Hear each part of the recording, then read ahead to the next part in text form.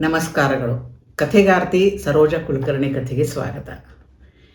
ಇಂದು ನಾನು ನಿಮಗೆ ಕಮಲಾ ಏಕಾದಶಿ, ಪದ್ಮಿನಿ ಏಕಾದಶಿ ಅಂದ್ರೆ ಏನು, ಅದು ಯಾವಾಗ ಆಚರಣೆ ಮಾಡ್ತಾರೆ, ಎದಕ್ಕೆ ಮಾಡ್ತಾರೆ, ಅದರ ಮಹತ್ವವೇನದ ಮತ್ತು ಅದರ ಪೌರಾಣಿಕ ಹಿನ್ನೆಲೆ ಇರುವಂಥ ಕಥೆ ಏನದ ಅನ್ನೋದನ್ನು ನಾನು ನಿಮಗೆ ಇವತ್ತು ಹೇಳ್ತೇನೆ.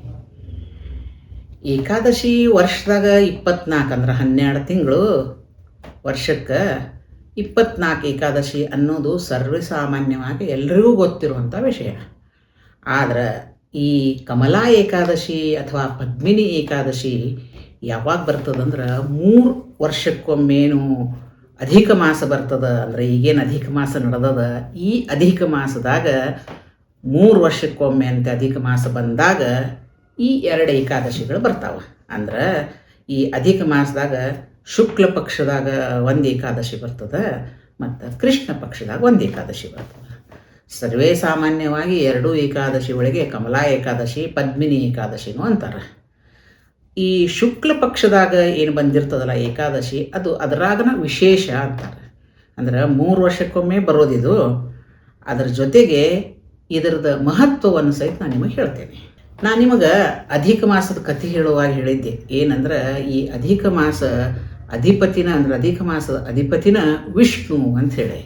ಅಧಿಕ ಮಾಸದಾಗ ಬಂದಂಥ ಈ ವಿಶೇಷವಾದ ಕಮಲಾ ಏಕಾದಶಿಯನ್ನು ಅಥವಾ ಪದ್ಮಿನಿ ಏಕಾದಶಿಯನ್ನು ನಾವು ನಿಯಮಬದ್ಧವಾಗಿ ಋತವನ್ನು ಮಾಡಿ, ಉಪವಾಸ ಮಾಡಿ, ಜಾಗರಣೆ ಮಾಡಿ, ಋತದ ನಿಯಮದಂತೆ ವಿಷ್ಣುವನ್ನು ಪೂಜಿಸಿದ್ರೆ ನಮ್ಮ ಸಮಸ್ತ ಪಾಪಗಳು ನಾಶವಾಗಿ ನಮಗೆ ವೈಕುಂಠ ಪ್ರಾಪ್ತಿ ಆಗ್ತದ ಅನ್ನೋಂಥ ನಂಬಿಕೆ. ಮತ್ತು ಅನೇಕ ಪುರಾಣ ಕಥೆಗಳಲ್ಲಿ ಇದನ್ನು ಹೇಳ್ಯಾರ. ನಂಬಿಕೆ, ನಾವು ನಂಬಿದಂತೆ ದೇವ್ರು ಯಾವಾಗಲೂ. ಹಂಗೆ ಅಂದ್ರೆ ಯಾವುದೇ ಮನುಷ್ಯನ ಅವಧಿ ಪೂರ್ಣ ಆದ ಮೇಲೆ ಅವನು ತೀರ್ಕೊಂಡಾಗ ಅವನು ಸ್ವರ್ಗಕ್ಕೆ ಹೋಗ್ತಾನೋ ಇಲ್ಲ ನರ್ಕಕ್ಕೆ ಹೋಗ್ತಾನೋ ಅಂತಂತಾರೆ. ಅಂದ್ರೆ ಪುಣ್ಯ ಮಾಡಿದೆ ಅಂದ್ರೆ ಸ್ವರ್ಗಕ್ಕೆ ಹೋಗ್ತಿ, ಪಾಪ ಮಾಡಿದ್ರೆ ನರ್ಕಕ್ಕೆ ಹೋಗ್ತಿ ಅಂತ. ಆದ್ರೆ ಈ ಏಕಾದಶಿಯ ವಿಶ್ಲೇಷಣೆ ಒಳಗೆ ಏನದ ಅಂದ್ರೆ, ಒಂದು ವೇಳೆ ಈ ಏಕಾದಶಿಯನ್ನು ಋತವನ್ನು ಅಗದಿ ಕ್ರಮಬದ್ಧವಾಗಿ ಮಾಡಿ ವಿಷ್ಣುವನ್ನು ಪೂಜಿಸಿ ಆರಾಧಿಸಿ ಭಜನೆ ಮಾಡಿ ಕೀರ್ತನೆ ಮಾಡಿ ಅವನ ಉಪವಾಸ ಮಾಡಿ ಜಾಗರಣೆ ಮಾಡಿ ಎಲ್ಲ ಪದ್ಧತಿ ಪ್ರಕಾರ ಮಾಡಿದ್ರೆ ಒಂದು ವೇಳೆ ನಮ್ಮಲ್ಲಿರೋ ಪಾಪಗಳೇನಾದರೂ ಇದ್ರೆ ಆ ಪಾಪಗಳ ಸಹಿತ ನಾಶ ಆಗಿ ಸೀದಾ ನಮಗೆ ವೈಕುಂಠ ಪ್ರಾಪ್ತಿ ಆಗ್ತದೆ ಅನ್ನುವಂಥದ್ದನ್ನು ಈ ಏಕಾದಶಿಯ ಮಹತ್ವದ ಬಗ್ಗೆ ಅನೇಕ ಪುರಾಣಗಳಲ್ಲಿ ಹೇಳ್ಯಾರ. ಇನ್ನು ಈ ಏಕಾದಶಿಗೆ ಸಂಬಂಧಿಸಿದಂತನ ಇರೋವಂಥ ಒಂದು ಪೌರಾಣಿಕ ಹಿನ್ನೆಲೆ ಇರುವಂಥ ಒಂದು ಸಣ್ಣ ಕಥೆ ಅದ, ಅದನ್ನು ಹೇಳ್ತೇನೆ ನಿಮಗೆ. ಅಂದ್ರೆ ಈ ಋತದ ಮಹತ್ವವನ್ನು, ಇದೇನು ಏಕಾದಶಿ ಋತ, ಇದರ ಮಹತ್ವವನ್ನು ಶ್ರೀಕೃಷ್ಣ ಪರಮಾತ್ಮವಿದ್ದಾವ ಧರ್ಮರಾಜಗ ಅಂದ್ರೆ ಯುಧಿಷ್ಠರಗ, ಮೊದಲ ಪಾಂಡವಗ ಈ ಶ್ರೀಕೃಷ್ಣನ ಸ್ವತಃ ವಿವರ್ಶನ. ಹಿಂದೇನಾತಂದ್ರೆ ಮಹಿಷ್ಮತಿ ಅನ್ನುವಂಥ ಒಂದು ಸುಂದರ ನಗರ ಇತ್ತು. ಆ ನಗರಕ್ಕೆ ಕಾರ್ತ್ಯವೀರ್ಯ ಅನ್ನುವಂಥ ಒಬ್ಬ ರಾಜ ಇದ್ದ. ಅವನ ಹೆಂಡತಿ ಪದ್ಮಿನಿ ಅಂತ ಹೇಳಿ. ಅವರಿಗೆ ಮಕ್ಕಳಿರಲಿಲ್ಲ. ಅದಕ್ಕಂಥೇಳಿ ಇಬ್ಬರು ಇಷ್ಟು ಚಿಂತೆ ಮಾಡ್ತಿದ್ರಂದ್ರೆ ಅವ್ರು ಏನು ಮಾಡಿದ್ರಂದ್ರೆ, ತಮ್ಮ ಎಲ್ಲ ತನ್ನೇನು ರಾಜ್ಯದ ಕಾರ್ಯಭಾರ ಇತ್ತು ಅದನ್ನೆಲ್ಲನೂ ಮಂತ್ರಿಗೆ ವಹಿಸಿ ತಾವಿಬ್ಬರು ಏನು ಮಾಡಿದ್ರಂದ್ರೆ, ಕಂದ ಮೂಲಗಳನ್ನು ತಿನ್ಕೋತ ಗಂಧಮಾದನ ಪರ್ವತ ಅಂತದ ಅಲ್ಲಿ ಹತ್ರನ, ಅಲ್ಲಿ ತಪ್ಪಲಿನೊಳಗೆ ಅವ್ರೇನು ಮಾಡಿದ್ರು, ತಪಸ್ಸನ್ನು ಮಾಡಲಿಕ್ಕೆ ಅಂದ್ರೆ ಘೋರವಾದ ತಪಸ್ಸನ್ನು ಮಾಡಲಿಕ್ಕೆ ಹೋದರು. ಅದರಂತೆ ಘೋರವಾದ ತಪಸ್ಸನ್ನು ಮಾಡಿದರು. ಆದರೆ ಆ ತಪಸ್ಸಿನ ಫಲ ಆಗಿ ಅವ್ರಿಗೆ ಏನೂ ಸಿಗಲಿಲ್ಲ. ಅದರಿಂದ ಅವ್ರಿಗೆ ಮತ್ತೂ ಚಿಂತೆ ಆಯಿತು. ಆವಾಗ ಏನು ಮಾಡಿದ್ರಂದ್ರೆ, ಅನೇಕ ವರ್ಷಗಳಾದರೂ ಸಹಿತ ತಪಸ್ಸಿನ ಫಲ ಸಿಗದೇ ಇದ್ದಾಗ ಏನು ರಾಜ ಇದ್ದ ಕಾರ್ತ್ಯವೀರ್ಯ ಅಂಥೇಳಿ ಅವನ ಹೆಂಡತಿ ಪದ್ಮಿನಿ ಅಂತ ಏನಿದ್ಲು, ಆಕೆ ಏನು ಮಾಡಿದ್ಲಂದ್ರೆ ಅನಸೂಯಾದೇವಿ ಆಶ್ರಮಕ್ಕೆ ಹೋದ್ಲು. ಮತ್ತೇನು ಮಾಡಿದ್ಲಂದ್ರೆ, ತನ್ನ ಗಂಡಗ ಸಂತಾನ ಭಾಗ್ಯ ಇಲ್ಲ, ಅದನ್ನು ಕರುಣಿಸುವ ಅಂಥೇಳಿ ಆಕಿನ್ನ ಪ್ರಾರ್ಥನೆ ಮಾಡಿಕೊಂಡ್ಳು. ಆಗ ಅನಸೂಯಾದೇವಿ ಏನು ಹೇಳಿದ್ಲಂದ್ರೆ, ನೀನು 3 ವರ್ಷಕ್ಕೆ ಒಮ್ಮೆ ಏನು ಬರ್ತದ ಅಧಿಕ ಮಾಸದಾಗ ಶುಕ್ಲ ಪಕ್ಷದಾಗ ಬರುವಂಥ ಕಮಲಾ ಏಕಾದಶಿ ಏನದ ಆ ಋತ ಮಾಡು, ಅದರಿಂದ ನಿನಗೆ ಅದರ ಫಲದಿಂದ ಮಕ್ಕಳಾಗ್ತಾವ ಮತ್ತು ಹೇಳಿದ್ಲು. ಅದರ ಜೊತೆಗೆ ಏಕಾದಶಿಯನ್ನು ಯಾವ ರೀತಿ ಮಾಡಬೇಕು, ಹೆಂಗೆ ಆಚರಣೆ ಮಾಡಬೇಕು ಅನ್ನೋದನ್ನು ವಿಸ್ತಾರವಾಗಿ ಅವಳಿಗೆ ಉಪದೇಶ ಮಾಡಿದ್ಲು. ರಾಣಿ ಪದ್ಮಿನಿ ಏನು ಮಾಡಿದ್ಲಂತ ಮುಂದೆ ನಿಯಮ ನಿಷ್ಠೆಯಿಂದ ಕೂಡಿ ಈ ಕಮಲಾ ಏಕಾದಶಿ ವೃತವನ್ನು ಮಾಡಿದ್ಲು. ಕ್ರಮಬದ್ಧವಾಗಿ ವೃತ ಅಗದಿ ಖಡಕ್ ಆ ವೃತದ ನಿಯಮಗಳನ್ನು ಎಲ್ಲನೂ ಪಾಲನೆ ಮಾಡಿ ಸರಿಯಾಗಿ ವೃತದ ಆಚರಣೆ ಮಾಡಿದ್ಲು. ಇವಳ ವೃತಕ್ಕೆ ಇದರ ಪ್ರಭಾವದಿಂದ ವಿಷ್ಣು ಇದ್ದವ ಪ್ರತ್ಯಕ್ಷ ಆಗಿ ಕೇಳಿದ, ನಿನಗೇನು ಬೇಕು ಅಂತ. ಆವಾಗ ಕೆಂದ್ಲು, ನನಗೆ ಸಂತಾನ ಇಲ್ಲ, ನನಗೆ ಯೋಗ್ಯವಾದ ಸಂತಾನವನ್ನು ಕೊಡು ಅಂದ್ಲು.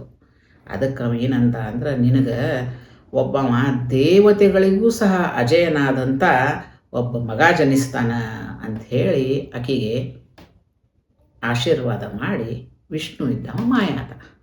ಆಮೇಲೆ ಏನಾಯ್ತಂದ್ರೆ ಸ್ವಲ್ಪ ದಿವಸದ ನಂತರ ಈ ಕಾರ್ತ್ಯವೀರ್ಯ ಮತ್ತು ಈ ಪದ್ಮಿನಿ ದಂಪತಿಗಳೇನಿದ್ರು ಅವರಿಗೆ ಸಕಲ ಸದ್ಗುಣ ಉಳ್ಳಂಥ ಅತೀ ಸದ್ಗುಣ ಸಂಪನ್ನನಾದಂಥ ಕಾರ್ತ್ಯವೀರಾರ್ಜುನ ಅನ್ನುವಂಥ ಮಗ ಜನಿಸಿದ. ಅಂದ್ರೆ ಈ ಕಮಲಾ ಏಕಾದಶಿ ಏನದ ಇದು ಯಾವಾಗ ಬರ್ತದೆ? ಅಧಿಕ ಮಾಸದಾಗ ಬರ್ತದೆ.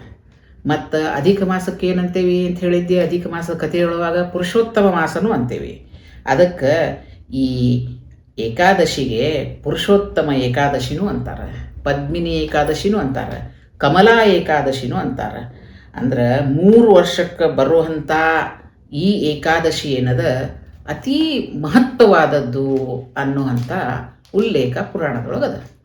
ಈ ಏಕಾದಶಿಯನ್ನು ಶ್ರದ್ಧೆಯಿಂದ ಮಾಡಿದಂಥ ಭಕ್ತಾದಿಗಳಿಗೆ ಅವರಲ್ಲಿರುವ ಮಹಾಪಾಪಗಳು ಸಹ ನಿವಾರಣೆ ಆಗಿ ಮತ್ತು ಅವರಿಗೆ ಮುಕ್ತಿ ಸಿಗ್ತದ, ಅಂದ್ರೆ ಅವರಿಗೆ ವೈಕುಂಠ ಪ್ರಾಪ್ತಿ ಆಗ್ತದ ಅಂಥೇಳಿ ಪದ್ಮ ಪುರಾಣದಾಗ ಹೇಳ್ಯಾರ ಮತ್ತು ಅನೇಕ ಇತರೆ ಪುರಾಣಗಳಲ್ಲಿ ಸಹ ಹೇಳ್ಯಾರ. ಸಾಮಾನ್ಯವಾಗಿ ಈ ವೃತ ಏನಂದ್ರೆ ವಿಷ್ಣುವಿಗೆ ಸಂಬಂಧಪಟ್ಟದ್ದು. ಅಂದ್ರೆ ಏಕಾದಶಿ ವಿಷ್ಣುವಿನ ನೆನೆಸೆ ಮಾಡುವಂಥ ವೃತ. ಅದರಾಗ ಅಧಿಕ ಮಾಸದ ಅಧಿಪತಿಯಾದಂಥ ವಿಷ್ಣುವನ್ನು ಸಹಸ್ರನಾಮ ಮಾಡಿ, ಪಾರಾಯಣ ಮಾಡಿ, ಜಪತಪ ಮಾಡಿ, ಜಾಗರಣೆ ಮಾಡಿ, ದಾನ ಧರ್ಮ ಮಾಡಿ ಈ ವೃತವನ್ನು ಆಚರಣೆ ಮಾಡ್ತಾರೆ. ವಿಷ್ಣು ಪುರಾಣದಾಗ ಈ ಏಕಾದಶಿ ಏನದ ಕಮಲಾ ಏಕಾದಶಿ ಇದನ್ನು ದುರ್ಲಭ ಏಕಾದಶಿ ಅಥವಾ ಅಪರೂಪದ ಏಕಾದಶಿ ಅಂತ ಸಹ ಕರ್ತಾರೆ. ಯಾಕಂದ್ರೆ ವರ್ಷ 12 ತಿಂಗಳದಾಗ 1 ತಿಂಗಳದಾಗ 2ರಂತೆ 24 ಏಕಾದಶಿ ಬರ್ತಾವ. ಅಧಿಕ ಮಾಸ ಇದ್ದಂಥ ವರ್ಷ ಅಷ್ಟ 26 ಏಕಾದಶಿ ಬರ್ತಾವ. ಅಧಿಕ ಮಾಸದಾಗ ಅಷ್ಟ ಬರುವಂಥ ಈ ಅಧಿಕವಾದಂಥ ಏಕಾದಶಿ ಏನಿರ್ತಾವ ಅದಕ್ಕೆ ದುರ್ಲಭ ಏಕಾದಶಿ ಮತ್ತು ಅಪರೂಪದ ಏಕಾದಶಿನೂ ಅಂತಾರೆ. ಮತ್ತು ಮಕ್ಕಳಾಗದೆ ಇರೋರು ಮತ್ತು ಈ ತಮ್ಮ ಪಾಪ ವಿಮೋಚನೆ ಮಾಡ್ಕೋಬೇಕನ್ನೋರು ಎಲ್ಲರೂ ಸಹ ಭಕ್ತಾದಿಗಳು ಏನು ಮಾಡ್ತಾರಂದ್ರೆ ಈ ಏಕಾದಶಿಯನ್ನು ವೃತವನ್ನು ಆಚರಣೆ ಮಾಡ್ತಾರೆ. ಈ ಏಕಾದಶಿ ವೃತದ ದಿವಸ ಏನು ಮಾಡ್ತಾರಂದ್ರೆ ಬೆಳಗ್ಗೆ ಬೇಗ ಎದ್ದು ನಮ್ಮೆಲ್ಲ ಕೆಲಸ ಮುಗಿಸ್ಕೊಂಡು ಸ್ನಾನಾದಿಗಳನ್ನು ಮಾಡ್ತಾರೆ. ಸ್ನಾನದಾಗ ಕೆಲವೊಬ್ಬರು ಸ್ವಲ್ಪ ಎಳ್ಳನ್ನು ಹಾಕಿ ಸ್ನಾನ ಮಾಡ್ತಾರೆ ಮತ್ತು ಅವತ್ತಿನ ದಿವಸ ವಿಶೇಷವಾಗಿ ಹಳದಿ ಬಟ್ಟೆಯನ್ನು ಹಾಕೋತಾರೆ. ಆ ಹಳದಿ ಬಟ್ಟೆಯನ್ನು ಧರಿಸಿ ಏಕಾದಶಿಯ ಉಪವಾಸ ಮಾಡಿ, ಜಪತಪಗಳನ್ನು ಮಾಡಿ, ಜೊತೆಗೆ ಜಾಗರಣೆ ಮಾಡಿ, ವಿಷ್ಣುವನ್ನು ಸ್ಮರಿಸ್ಕೋತ ರಾತ್ರಿ ಕಳೆದ ಮರನೇ ದಿವಸ ಪಾರಾಯಣ ಮಾಡ್ತಾರೆ. ನಾನು ಅಧಿಕ ಮಾಸದ ಕಥೆಯೊಳಗೆ ಹೇಳಿದ್ದೆ, ಅಧಿಕ ಮಾಸದಾಗ ಸಾಮಾನ್ಯವಾಗಿ ದಾನ ಧರ್ಮಗಳಿಗೆ ಧರ್ಮದ ಕಾರ್ಯಗಳಿಗೆ ವಿಶೇಷ ಮಹತ್ವ ಅದ ಅಂತ ಹೇಳಿದ್ದೆ. ಅದರಾಗ ಈ ಏಕಾದಶಿ ಅಂದರೆ ಏಕಾದಶಿ ದಿನ ಏಕಾದಶಿ ವೃತ ಮಾಡಿ, ಉಪವಾಸ ಮಾಡಿ, ಎಲ್ಲ ಮಾಡಿ ಅನ್ನದಾನ ಮಾಡೋದು, ದೀಪದಾನ ಮಾಡೋದು ಮತ್ತು ವಸ್ತ್ರದಾನ ಮಾಡೋದು ಎಷ್ಟು ವಿಶೇಷ ಅಂದ್ರೆ, ನೀವು ಚಿನ್ನ ಅಂದ್ರೆ ಬಂಗಾರನ ದಾನ ಮಾಡಿದಷ್ಟು ಅದರ ಯೋಗ್ಯತೆ ಇರ್ತದೆ ಅನ್ನೋದನ್ನು, ಅದರಷ್ಟು ಪುಣ್ಯ ಸಿಗ್ತದೆ ಅನ್ನೋದನ್ನು ನಂಬಿಕೆಯಿಂದ ತಿಳಿದದ. ಇನ್ನು ಅದಲ್ದನ ಈ ಏಕಾದಶಿಯಿಂದ ಈ ದಾನ ಧರ್ಮಗಳನ್ನು ಮಾಡೋದ್ರಿಂದ ಸಾವಿರಾರು ಯಜ್ಞ ಮಾಡಿದಂಥ ಪುಣ್ಯ ನಿಮಗೆ ಲಭಿಸ್ತದಂತ. ಮತ್ತು ಅದಲ್ದನ ನಿಮ್ಮ ಮರಣಾನಂತರ ನಿಮಗೆ ಮೋಕ್ಷ ಕಟ್ಟಿಟ್ಟ ಬುತ್ತಿ ಅಂತನ್ನುವಂಥ ನಂಬಿಕೆ ಇದೆ. ಅದರಿಂದ ನಿಮ್ಮಲ್ಲಿ ಏನಾದರೂ ಮನಸ್ಸಿನಲ್ಲಿ ಏನಾದರೂ ನಿರ್ಣಯ ಮಾಡಿಕೊಂಡು ಮನಸ್ಸಿನಲ್ಲಿ ದೇವರಿಗೆ ವಿಷ್ಣುವಿನ ಬೇಡಿಕೊಂಡು ಈ ಏಕಾದಶಿ ವೃತವನ್ನು ಮಾಡಿದ್ರೆ ನಿಮ್ಮ ಮನೋಕಾಮನೆಗಳು ಸಹ ಈಡೇರ್ತಾವ ಅನ್ನುವಂಥ ವಿಶೇಷತೆ ಈ ಕಮಲಾ ಏಕಾದಶಿಗದ.